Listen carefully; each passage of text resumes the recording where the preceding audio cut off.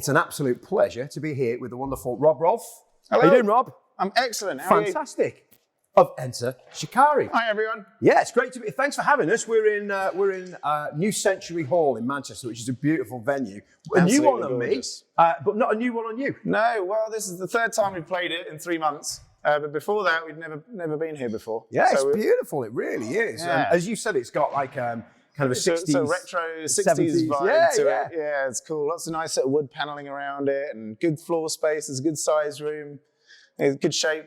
Yeah, there's no bad vantage point, is there, for the audience as well? Yeah. So, I mean, I find this really interesting. You've done some residencies. And so for those that haven't heard, I mean, just tell us about the residencies that you've been doing, because I think it's a really cool Essentially, so we've chosen 5 cities, 5 small venues in 5 cities that will repeat, going back to the same venues each month for 3 months in a row. Yeah. And then we've released a new single before each one. Yeah. Except actually this one where the single comes out after it. But it has been good to be able to sort of release a song and then immediately start playing it, because when you release music, the only real way to gauge how it's connected with the audience is when you see it in person, live. See them singing back, or see them dancing to it, moshing, or see how they sort of react to it in the live setting. Because otherwise you just see a few tweets of people saying, "Oh yeah, I love the new song" or whatever. But it's when you physically see with your own eyes how they've taken it in that it makes a big difference. I get that. And so are you only playing songs that have been released as singles? There's nothing else, there's no other tasters off the album? There's a full set list. Yeah, you can probably have a look at it if you're else. But I don't have the set I list meant yet, of the new stuff, the album. The new stuff, yeah. So it's only stuff that's been released. So you're not playing anything that they haven't heard yet? Well, apart from on this run, yeah. On this run, so yesterday was the first time that we played A Kiss for the Whole World, which is also the name of the album, which is the single is going to be released on the day that the album is released, which is next Friday, although it will be, by the time you see this, it will be a couple of Fridays ago. It'll be at number 1 in the album charts by then. Exactly, yeah, fingers crossed, yeah, touch wood. Well, look, we're stood with this incredible backdrop of your beautiful BDC kit. Tell us a little bit about it, Rob. It's lovely. Well, it's my baby. I absolutely love it. So this is my Legends series with a white sycamore high gloss finish. Mm-hmm. I've got a 10-inch rack, 20 by 16 kick, 14 by 16 and 16 by 16 floor toms. Yep. And it's absolutely beautiful. It sounds fantastic. It does. It's so easy to tune. And I love it. Oh, and my snare, of course, my Bluebird. Yeah. Yeah. It's probably my favourite snare I've ever played. Wonderful sounding drum. I mean, we've been lucky enough just to listen to the sound check, and you're right, it does sound absolutely killer. But as well as that snare, I can see something that's, I don't like to use the word cute for drums, but it's cute. It is. It's my little baby over here. Well, I can't. It's all mic'd up, so I'll have to yank him out to show you properly. Sure. You get a close up of it. Yeah. But it's it's my second snare, or auxiliary snare, or side snare, whatever you want to call it. Yeah, sure. It's a little 10-inch by, I think it's 3.5. I have never seen one like it. It must be a custom job, that is it? Oh, it is. Yeah, and it matches the finish. Matches as well. the finish. It's heavy for a little thing, but. Tell us about the pinstriping on there. Was that, obviously, I've never seen that before. Was that just for you? Was that a one-off? Well, the thing is, we decided to do that because the strips of the wood of the sycamore wouldn't reach the whole way. That's interesting. So instead of just having them butt up to each other and look a bit odd, I thought I'd make a feature of it. Yeah, and it looks great.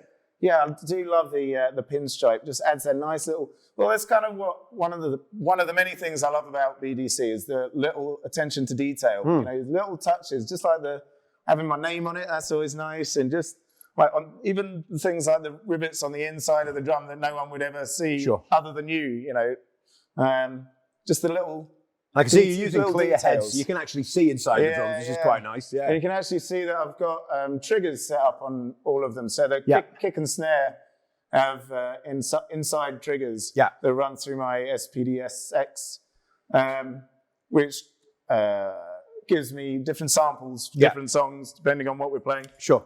Some of them we blend it with the live. Some of them we go just the electronic samples, and then most of it is just the live kit. And it's all running through Ableton on laptops on the side of stage. so I don't have to sort of go through and change them myself. Yeah. So we've got a MIDI in here changing the patches for me. Sure.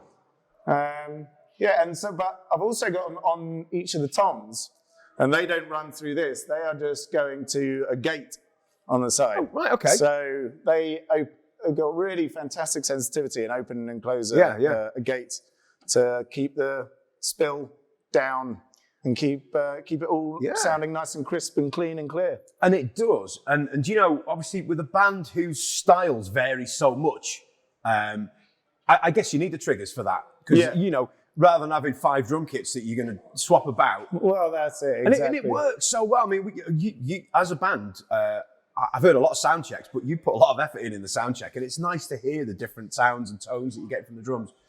But you also work hard with this, don't you? You're putting a lot of extra stuff in as well.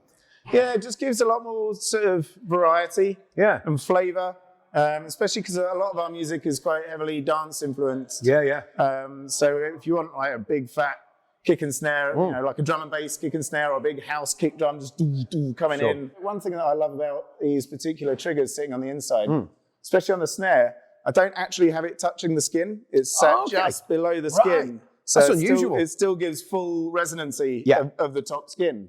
So it still has all its singing voice. It sounds, honestly, it does sound absolutely stunning. It'd be too easy to put everything on track and just go, well, I don't have to play that. But the fact that you're playing some percussion stuff on there as well, you know, you're putting the effort in, which I like. Yeah, well, you basically sort of put the track in and think, right, how much of this can we physically play live? Because we want it to sound as close to the record as possible. Of course. We don't want anything missing. So, you know, I'm happily have extra stuff. Like, I'm not an octopus. I've only got so many arms and legs. So, you know, I put some of the sort of percussion stuff on the tracks, but I do honestly try to play as much of it as humanly possible, either on the spud or or live on the kit. Absolutely, and it works. And I have to say, it's nice to see somebody go with a smaller bass drum.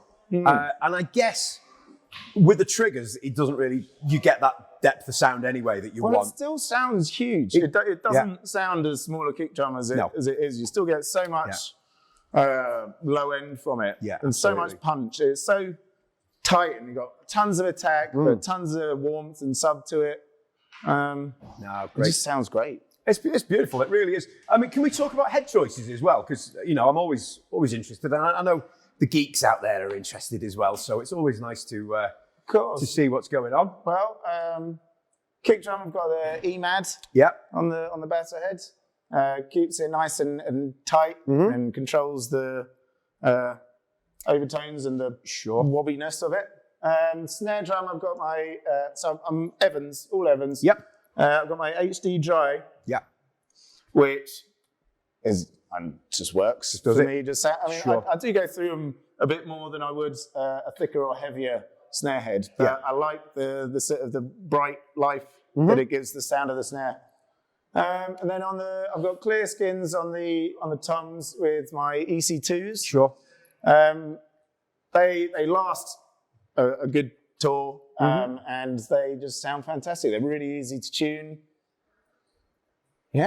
Just a good combination, really. A great combination. It just really works for me and my sound. I mean, monitoring wise, I guess it's just in ears. It's a very clean stage. There's no amps. There's no side fills. I'm sure it's the quietest stage ever if anybody's watching from side stage, because there's just going to be acoustic drums and that's about it. That's it. People often ask, "Oh, can I stand side of stage?" And I was like, "Well, you can, but you don't get as like it sounds terrible, and also we're performing that way. So why wouldn't you want to look, from that direction, kind of thing?" So it's just in ears. There's no wedges. There's no side fills. No wedges. No butt kicker either. I thought about getting a butt kicker, but it's like I don't need it. There's plenty of sub in the room. I was going to say you get the depth from just in ears, and it's fine. Oh, that's good. That's nice. I mean, well, particularly on this stage, I think the subs are directly under the stage. I think they are. So when the bass really kicks in, it's like, but I'm feeling it enough through my butt. Sometimes on the really big stages, like the festival stages, then I feel like I might be missing a little bit. But I mean, I could always just put in a small sub behind me or something. Oh, excellent stuff. Well, look, I don't want to keep you. I know you've got a show to do. I know the support band's ready to sound check as well. So, Rob, thank you very much for giving us a rundown of this amazing rig. So there we go. I hope you've enjoyed this episode of Rig Rundown. Thanks again to Rob for having us. here at New Century Hall in Manchester. So hope you've enjoyed it. See you soon.